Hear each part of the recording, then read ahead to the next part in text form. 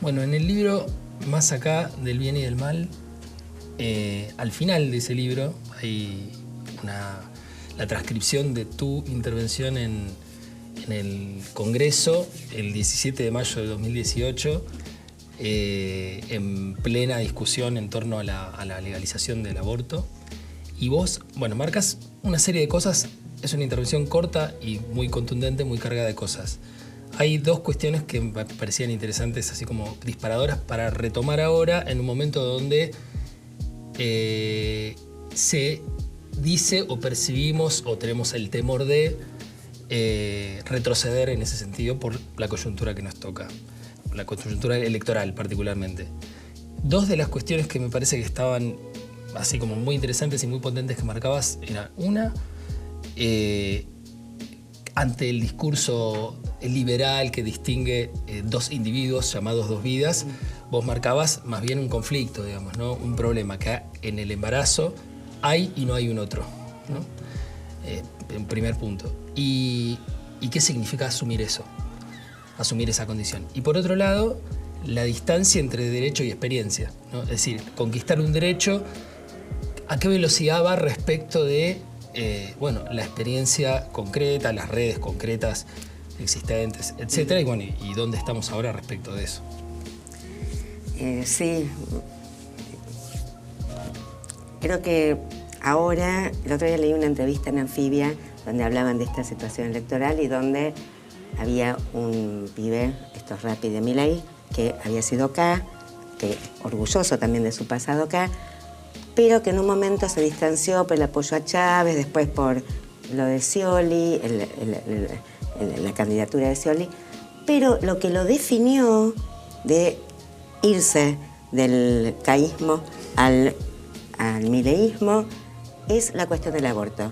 Entonces, él se reconocía provida en el 2018 y me pareció muy interesante eso, porque vi a lo largo de la historia de estos últimos, digamos, 70 años, que en muchos países el debate del aborto definió elecciones, definió la reunificación de Alemania, en Estados Unidos. O sea, es algo tan privado, tan doméstico, tan singular, tan cotidiano y a la vez de un nivel de politicidad inmenso. Entonces pensé algo que me parece muy importante para los tiempos por venir, que es qué pasa, que tiene que ver con lo que vos planteabas, que planteé en el 2018 en el debate del Congreso, que es cómo escuchamos al otro o cómo no lo escuchamos, ¿no? Quiero decir, la legitimidad que tienen el discurso del otro, el discurso del enemigo, diría, no del otro solo, del enemigo. O sea, creo que, vuelvo un poquito atrás, en el sentido de que se supone hoy que tenemos derechos conquistados, pero se llaman derechos saldados, ¿no? Derechos consensuados. Pero esto ya estaba, esto es un retroceso. Como si el derecho al aborto o el derecho a la huelga o el derechos laborales fueran en un lugar de progreso, como el tiempo pasa y no vuelve, los derechos pasan y no vuelven, en el mito del progreso, donde quedamos entonces como sorprendidos de que todavía hoy se pueda poner en cuestión y se llama ignorancia, falta de cultura, ¿no? Los que tienen una posición contraria. Entonces yo creo que ahí no se escucha la legitimidad del discurso del enemigo, ¿no? Y creo que esto para mí es muy importante. El enemigo se lo demoniza como, bueno, el mal versus el bien, el odio versus el amor, etc. Y creo que hay algo que yo descubrí hace mucho, creo que en lo primero que sentí que pensaba, que escribí, que está en este libro, que es cuando las Madres del Plaza de Mayo, 1984-85 fue este artículo, cuando yo quería comprender qué pasaba. Y bueno, había revistas de izquierda que decían las madres son las únicas que tienen bolas, ¿no? Son las únicas valientes. Yo estaba en un grupo feminista que me dijeron, no escribas a las madres porque son muy piolas en lo político, pero un desastre respecto al feminismo. Hasta que encuentro un texto de un editorial del diario La Nación, donde dice, las Madres de Plaza de Mayo ejercen un terrorismo sentimental. Y ahí se me iluminó, porque ahí el enemigo captaba un núcleo de verdad que nos fortalecía a nosotros, los debilitaba a ellos y lo vieron. Porque unos hablaban en un lugar de política, otros hablaban de sentimientos y las madres juntaban eso. Entonces yo ahí pensé cómo escuchar el núcleo de verdad que plantea un enemigo. Mucho después, respecto del aborto, fui viendo eso, y eso en relación a la experiencia que vos decías, porque digo, los discursos a favor de la legalización del aborto en general eran elección libre, no hay otro, es un puñado de células, la verdad científica la tenemos nosotros, esto es un derecho humano. Y no veían que, del otro lado, los derechos del feto también se ven como derechos humanos, o sea, el derecho a la vida contra el derecho a la libertad. Es trágico, ninguna mujer quiere abortar, ninguna mujer elige abortar, ninguna mujer es libre porque está obligada por un embarazo que no buscó y no quiere seguir. Entonces, todos nuestros argumentos caen en desgracia frente, no al argumento del enemigo, sino a nuestra propia experiencia. Entonces creo que ahí hay que escuchar algo de la experiencia, que obvio que la experiencia está formateada por todos los discursos que nos forjan maneras de sentir, maneras de pensar, modos de comportarnos. Pero creo que en la experiencia hay un residuo que no se agota en las convenciones y las culturas, y que es como un modo de resistencia, tiene que ver con el dolor, con el amor, con el cuerpo. Y creo que si no escuchamos eso que nuestros enemigos escuchan muy bien, vamos muy mal.